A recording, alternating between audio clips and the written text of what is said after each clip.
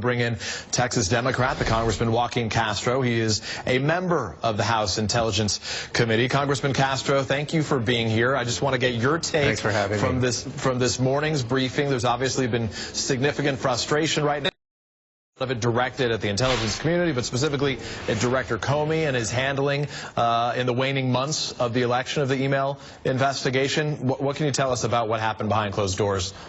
Obviously, it was a very informative presentation. I think there is both Republican and Democratic concern about getting to the bottom of what happened with the Russian hacking, making sure that we go back and figure out what went wrong. What specifically needs resolution, would you say?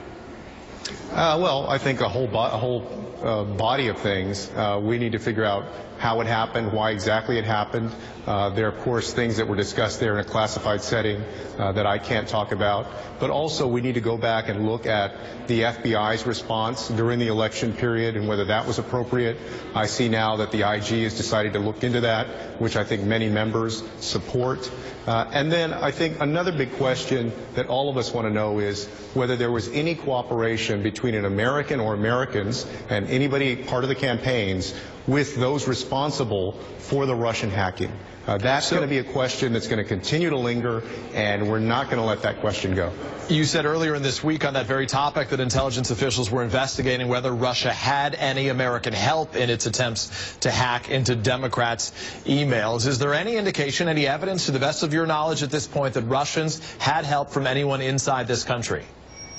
Well, I can't comment on that now, but I think that it's going to be important for all of us, for members of Congress, but most of all for Americans, to understand the full extent of foreign interference with our elections. We know from reporting that Russia has done this in other countries, and it's also important because going forward, unless we fight back strongly, Russia is going to be encouraged to do this again.